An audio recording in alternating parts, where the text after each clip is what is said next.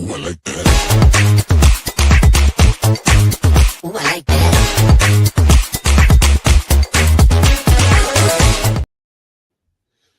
Hello, hello. Sometimes I think that 24-second intro is really long, and sometimes I think it's too short. But I think it all depends on how prepared you are for the morning. Right.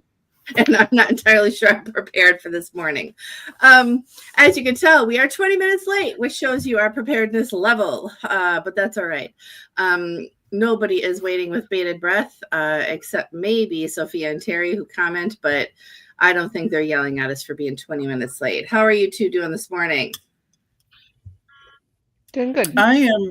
I'm great. I'm recovering, so I feel fantastic. It's certainly better than being sick. I can say that. Oh, I get that. I get that. Being sick sucks. Definitely. Brittany, how are you doing this morning?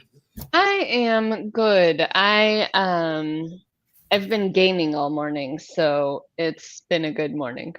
Like gaming, like playing games? Yeah, there's So a you get up phone early game. instead of answering emails and text messages, you game. Is this what I'm Well, hearing? there's a castle battle today, and so I am trying to assist in the And it castle gets your battle today. adrenaline going. It gets you ready for the day. Sure, that's Yeah. what it did. It didn't For annoy me at all. Yvette, it distracts her from her day. But we're not getting into that. We all need our distractions. That is true. And since it is only 8:22, I can't give her too much of a hard time. I started at 6. Oh, well, then maybe I can give her a hard time. But we won't on this call. How is that? We won't do it on this call. I will just let it go. In my defense, I was logged in on time. And yes, I left her sitting in the waiting room for a very long time because I didn't know she was there. So she was on time and I let her in, not on time. However, good morning, everyone. Good morning, everyone. And today's topic is a little different, I think. I think it's going to be an interesting conversation on how each of us our perception on this, how we each take it. Because there is a vast difference between coaching somebody and consulting for someone, right? Mm-hmm. And so the topic today is when you go too far, too quickly with a client or an employee, right? What's wrong, Brittany? Nothing. I didn't know my computer was not on mute, and so we started to play loudly. Uh-huh. No playing the games on the live. Hey. No, our live. I was watching our live. Okay. So All you're right. our one watcher right now? That's funny. All right. Yeah. So when you go too far, too quickly with a client, we're going to focus on clients. My clients are going to be a little bit differently than the two of yours, but a little different. Mm-hmm. But what is your perception, first of all, or your thought process of going too far, too quickly with a client, like pushing them too quickly? What are your thoughts on that? I'll go. I know anytime I've ever done it, I've overspoke. I've overtalked them and I made assumptions. And it has always gone poorly. You know, it's not the direction they were going in. I'm pressing too hard to where they feel even more anxious. And I never really get to the bottom of what's going on. It's always just me hearing myself talk, and it's terrible. I never get clear on what the actual root of the cause is or just where the person is. Sometimes you're just not present. You're not there. There's too much going on in your life. And if you overlook that, you just don't get results. You just get someone who's either defensive or absent, and it doesn't work for me at all. I've done it early in my career, and it's been absolutely terrible. I've had to go back, try to find out, and I lose trust that way. No, I can see that. And Brittany, based on what Yvette just said, do you think that things like that can be solutioned simply like by asking different questions, or is it truly just more time? So I really focus on alignment. Okay. And a lot of times when a client isn't doing something, it's because they really don't align with what that looks like for them. So when I'm working with my clients and I notice that there's that lag or that drag, we really have the conversation of what is it that is creating you to not want to do this? Mm-hmm. So for me, it's really that conversation of, do you actually align with what is happening, what is being told, what you have said that you want to accomplish, right? Because you can set tasks for your clients and your clients can set tasks for themselves. But what ends up happening is across the board, if we are setting those things, but they're not ready, or they think, Mm-hmm. so told me I have to do this, I'm going to do it. When they don't align with what that is, then it doesn't get done. Mhm. But Sarah, you and I, we always go into those foundations of a business. And if that foundation isn't built, then people are just throwing stuff at the wall like spaghetti and seeing if it sticks.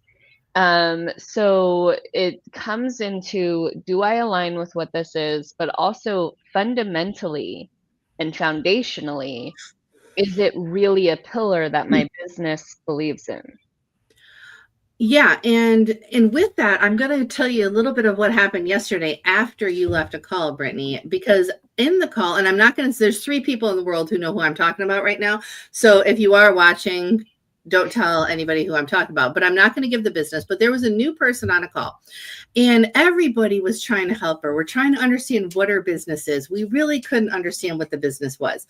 And if I give any description, but it doesn't matter. She's like, well, I want to do this and I'm doing this and I want to market to everybody. We're like, you can't market to everybody, right? You got to at least have a niche. Now you can let people buy it all, right? But you can't market to everybody or nobody will know what you're really doing. And so she was kind of understanding it. But then everybody gets off the call and I'm in this room alone with her. And I ask her a few questions. She's like, oh, yeah, I don't really want an online business. I want a brick and mortar. And I'm like, the last 30 minutes of this conversation was not that, right? Like we would have all given such vastly different answers had we known she was saving money to get a brick and mortar. And I'm just like, wow, we didn't ask anything. We listened to her. We asked like, oh, what do you do? But we didn't ask enough questions in those 20 minutes to get to the point of this new person starting a new company. And then she wanted a brick and mortar. And see, Brittany's thinking right now, like, wow, that conversation went bass backwards. Right? I was thinking that our advice would be, don't do it. Well, it probably would be, right?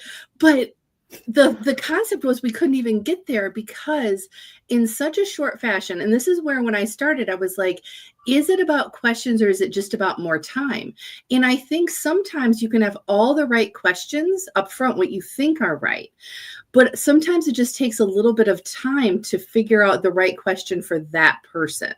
Right? I never thought with all this online networking that we have, all 3 of us have done. How many times have you asked somebody, oh, are you looking to start a brick and mortar? Never once has that come out of my mouth. Never, right? No. And so it got me thinking. So perspective, thoughts, what are your guys' takes on what I just said? Oh, for me, it's that first pillar, clarity of identity. Who am I talking to? What do they want? And I don't think sometimes people are very clear and they don't know. And we forget to ask questions as if they don't know. We just kind of assume you're in this room, you should already know.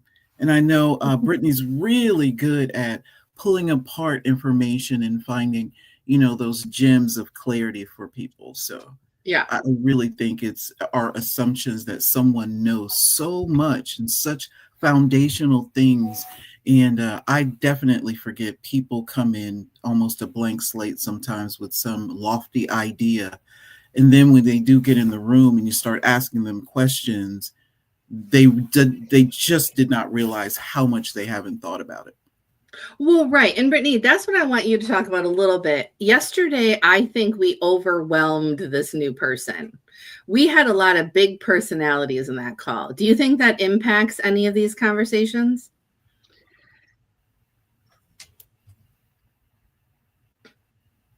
So here is That was a lot of thought. That was a lot of like. There was I'm on the edge of the like, seat.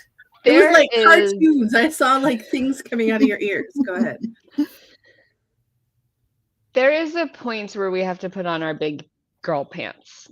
There's a point Sure. where we have to put on our big people pants, right? And there is a point in which we need to understand the foundations of what our business is, as well as what can our business do. When you walk into a room that is built for a foundational conversation, and that is what it says. And It did. That conversation was, the description was found. We're going to talk about your foundation. So we are very good at this is the meeting, but we are also very overly whelmed with people who walk in the door and are not understanding because they didn't read it. I've had somebody walk into a network marketing meeting that they didn't read it, and it says on the title, network marketers only. So there's a lot of different things that end up happening, and what it comes down to is what you were talking about. You're either going to get it done or you're not. You're either going to listen and find alignment in what is said, because we don't have to do what people say. But you have to be able to stand your ground and say, okay, I've taken 20 different pieces of notes from 20 different people, and I'm going to piece this together and build what works for me. Unfortunately, on that call yesterday, the conversation was because everybody was going into niche, and they were trying to get her to niche. And every time I came back and I brought the conversation back, I said, you don't have to niche. However, what you need to do is purposely market. If this is what you want to highlight this month, then highlight this month. If this And to is put what it you into want to perspective, do. Yvette, at one point in time, she's like, my product can be for babies, old people, or dogs. And again, I'm not going to say what the product is, but like, really? And that's great. Phenomenal. Right. And you market to all those people. Not at one time. Not at one time. One of the people in the group, he was like, hey, if you can just speak to one thing, right? Just speak to one thing, niche to one thing. And she was adamant against that because she wants to sell all the things. That's phenomenal. And then Sarah came back into the conversation and was like, if you niche into one thing, when people find you, they will see the other things. Right. And so now that we're thinking, okay, well, now she wants to be brick and mortar. First of all, this particular type of business will not survive in a brick and mortar. It will, however, survive in multiple brick and mortars. And Terry, to Terry's like item, to Terry's defense, she was in the room, and Terry did mention this to her, of collaborating with other people who have boutiques and other things and really working with those people. So when you look at, when you're in a room full of business people who are giving business advice, it's a matter of, okay, this person wants me to niche. This person is explaining to me that I can narrow down what I'm doing and still sell everything. This person's explaining that on this month I can market and focus on this. The biggest thing that I really wanted her to get out of that conversation was that when you're talking to your audience, people will see I sell everything, and they won't be able to create a product in their head. And we do that for coaching. We do that for everything. Oh, I can do all of these things. If I don't have a product, I don't know what to buy. Right. And in the selling to everybody, I'm going to use Yvette as an example. Her marketing is to women, right? Specific types of women, but we're just going gender for my example here. So it's for women, right? But if somebody came to Yvette and was like, hey, my male executive director needs confidence training, and we're going to pay you $100,000 for 3 months of that. Yvette's like, hey, Yeah. I will help anybody today. Right? Like, Right. and that's the thing. So people can still find her and somebody can make her a good offer and she may expand what she does, right? But like this person, she can focus on dogs or old people or whatever she wants to focus on. But then if a man or a woman with a baby finds her and says, "Oh, I want one for my life too," that would be great, right? There are ways that you can do that, right? With my stuff, I focus on companies and individuals at companies that need leadership training, right? But if a random stay-at-home mom is like, "Hey, I want to learn how to become a leader in my HOA," I'd be like, "Well, if you want to pay me, like I'll do it." It wouldn't be the person I'm marketing to, though, right? And so, but I want to get back to my original question, though, because you did answer it, Brittany. But do you think that we should market our networking, our courses, our things a little differently so that new people aren't overwhelmed by seasoned people in these phone calls? Or do you think that just throws them into the real business world? Either one of you can answer that. I want both your perspectives. I think it's clarity, who do you want to talk to? If you're not ready yet, is there a different program for them? Maybe a different option for that particular type. Perhaps it's something they need to fill out. There's something that they need to push them to where you guys are at this point in time. Is it another program? Is it a conversation before, some clarity on, well, who are you and who do you want to be? Because if you want to be this, we have to identify things. We have to narrow things down simply because you can't do it all. This is just a clear business decision. It has nothing to do with who you are, what you want. Sometimes you have to release all of that. I know I did working with you guys. I wanted to do everything. I wanted to help everyone, but it makes no sense. And you just don't have the bandwidth to do it. It's just a clear business decision. And sometimes you have to make it. You have to identify who can hear you and how fast you can get that message out. And I think you guys do a great job in explaining that, but sometimes you have to qualify for certain situations and certain help. Brittany, what do you think? No. No. Just no. No. So I and Sarah on a weekly basis give minimum 10 hours of our time. Yes. They are free meetings. And you get to come as you are, and you get to decide for yourself if you're at the level of business that is where it needs to be, or you get to decide for yourself if you want to actually rise to that level. Or maybe what happened was okay, and that's just how it works. Sometimes you catch it, sometimes you don't.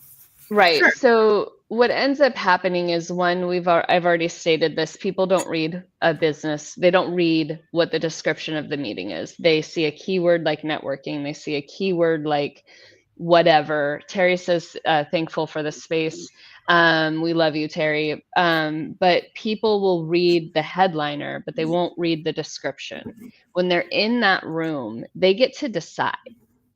Is this the room for me? Yesterday, we had another person in that meeting, and they started with, I'm just going to see what this looks like because I don't think this is where I need to be. Yeah. Comes and back. then at the end, he was like, "Oh." Yeah, and give me, I will give him credit because he is definitely outside of what a different business, what typical businesses walk into our room with.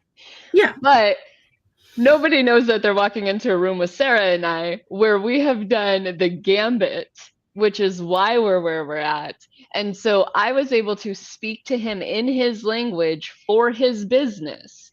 And because she had done a similar job in the past. Yeah. So when you walk into a room, you get to decide the level of person you are. And even if your business isn't at that level yet, you get to decide if you're going there. Well, and if you're ready to learn or you're not ready to learn, I think those would be, and this is where I think you use the word alignment and Yvette uses the word clarity, and I just are like, get on board. I don't freaking have a word for it, but you guys are way nicer than me. So, but I think it's that concept, like, where are you and where do you want to be? If you know those two things, learning how to do it all is not easy, but it's there, right? Like you can learn how to do all the in-betweens.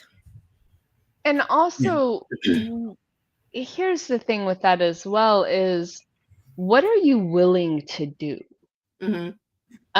Because some people are willing to be a stay-at-home parent who does stay-at-home parent things and eventually kind of plays a game. And we have a 10-year client that did a lot of being a stay-at-home person as opposed to running their business.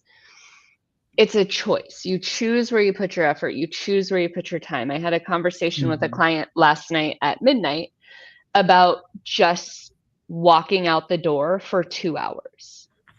Walk out the door for 2 hours, sit at a coffee shop, and dedicate 2 hours of time to your business. And if you can't reach that 2 hours, she's nodding because she knows what I'm talking about.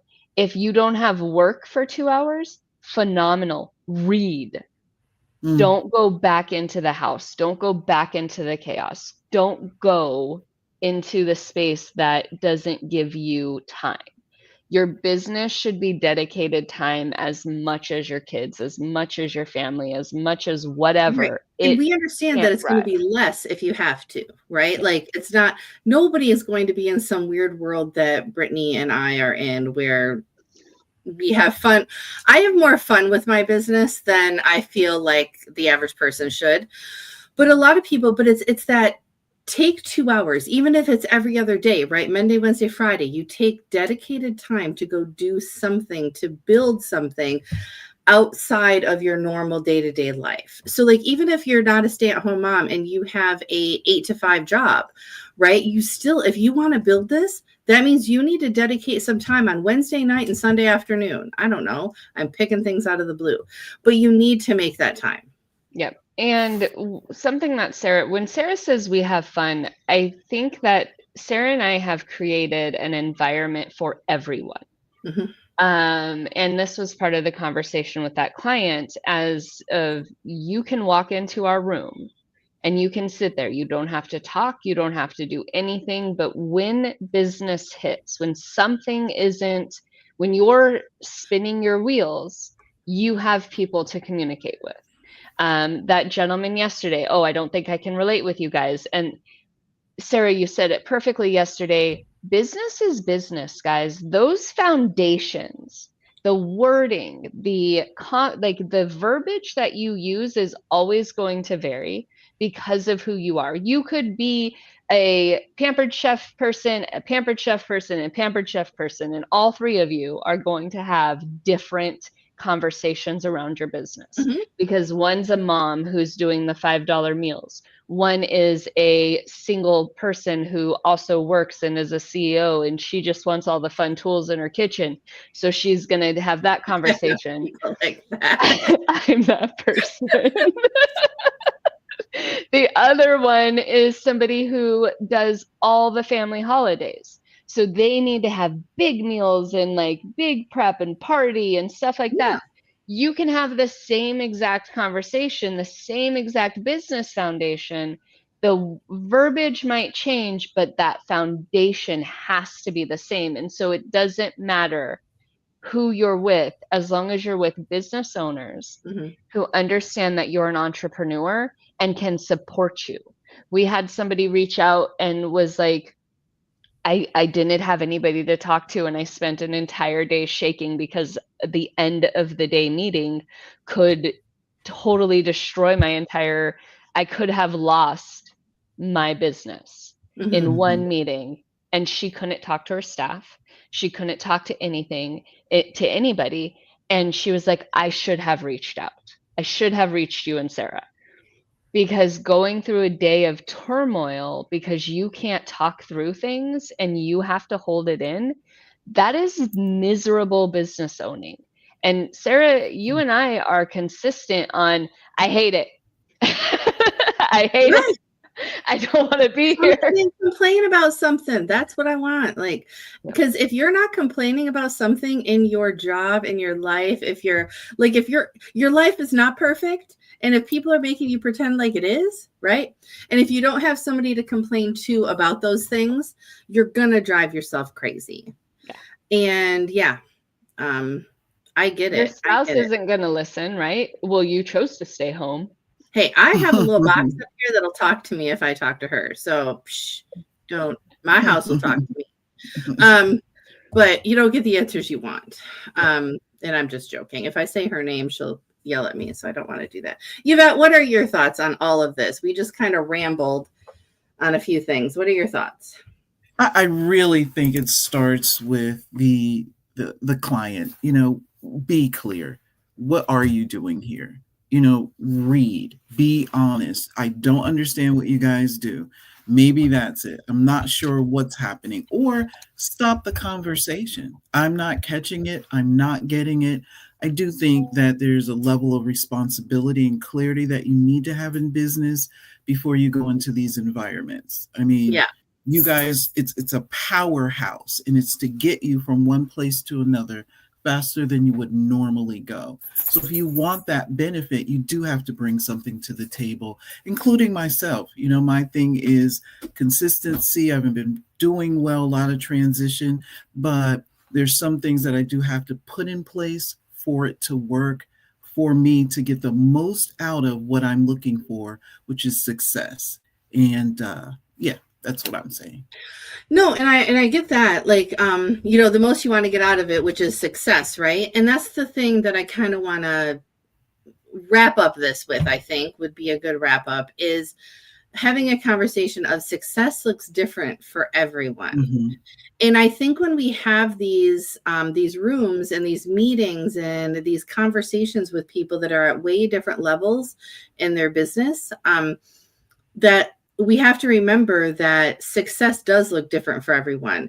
And while we probably would tell this person that wants a brick and mortar that their business wouldn't work well in a brick and mortar, it's up to her. And if that's what success looks like to her, then she needs to find the coach or the consultant that's going to help her get there. Right. And that's wonderful. But I think we also, I want you to give perspective on that, but then I want to give one more thing before I throw it over to you guys. One of the things that I think people don't realize when they meet somebody like, and I'm using myself, and I will be egotistical for a second. People see me off the beaten path consulting. I'm on my socials. I'm going live with y'all. I'm, doing courses. I'm got a blog, right? And yay, I'm at 41 people following my blog. If anybody wants to be 42, it's the answer to everything. Go follow my blog. All right. But my point with this is that I think we also need to have starting the conversation of that's not real. It's real. I have this business. I am doing all of these things, but I am not rich and famous. I am not independently wealthy yet. I still have a job that pays my bills. My off the beaten path consulting does not pay my bills yet. Right. And Brittany is in her doctorate because she's about to go right over it. See, she said my name. She's working on her doctorate. I am in my doctorate program. So that does take up a lot of my time. Right. And so, but Brittany's in the same boat, and so is Yvette. They have jobs that pay the bills, and we're building the business so that someday we don't have jobs that pay the bills. We have our business that pays the bills. And so I think a lot of times people come in and we start talking and they're like, oh, Sarah's like all successful and her business is perfect. And, like everything is, and I'm just sitting here like, maybe I should tell people that I'm not. And I just did. I told the world. Well, the 4 people watching us, and 2 of them are Brittany. So Brittany, Yvette, what are your thoughts about that? About how we as consultants and coaches portray ourselves to the world? Are we supposed to act perfect, or should we be vulnerable when we talk to people? Sorry, I need to switch sides here.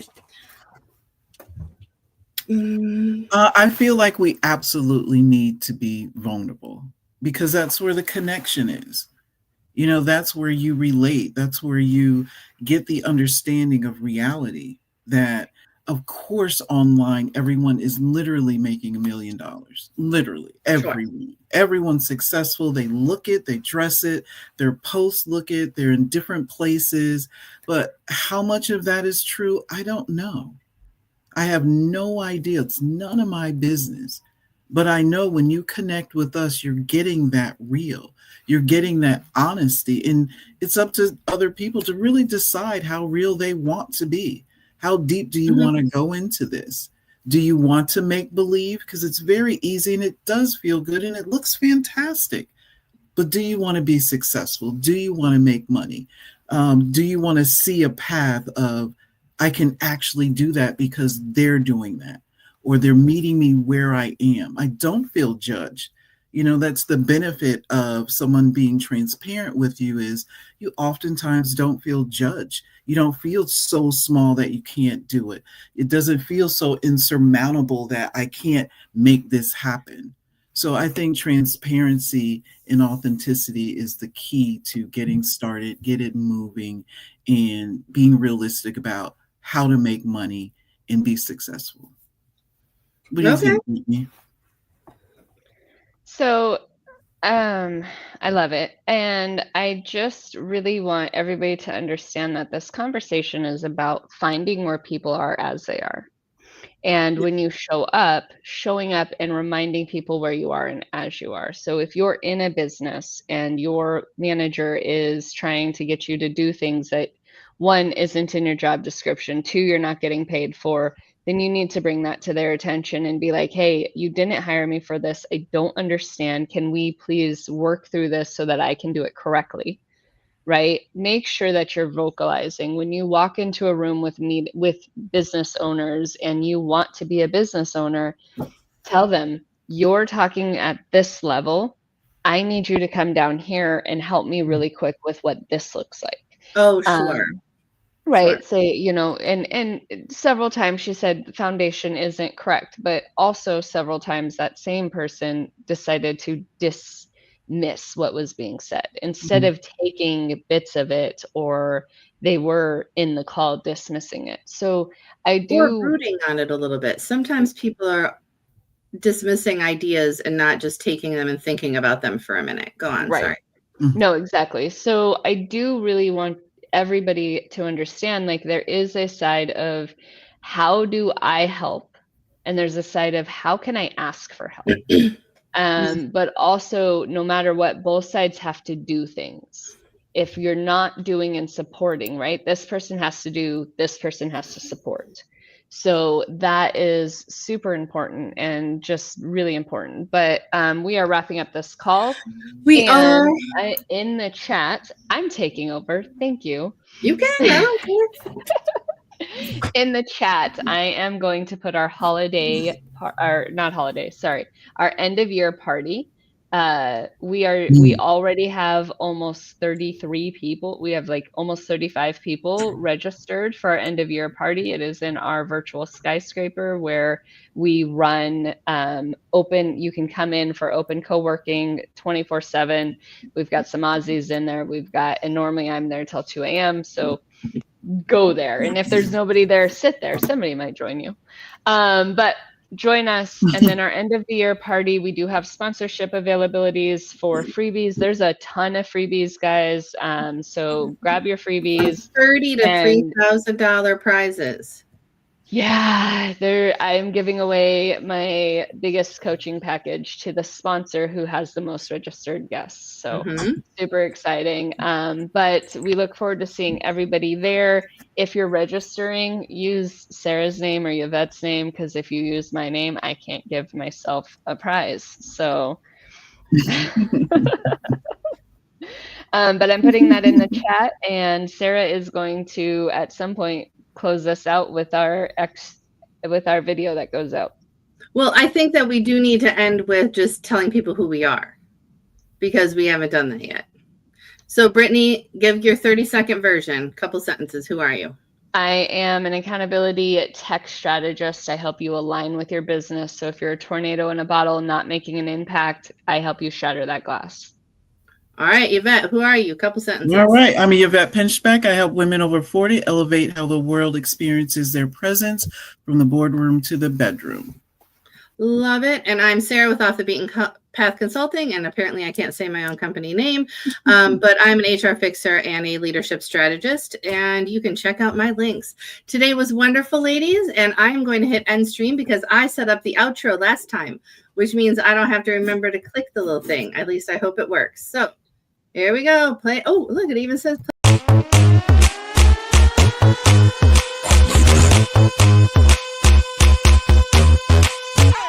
1 2 1 2, need my attitude. 3 4 3 4, check my latitude.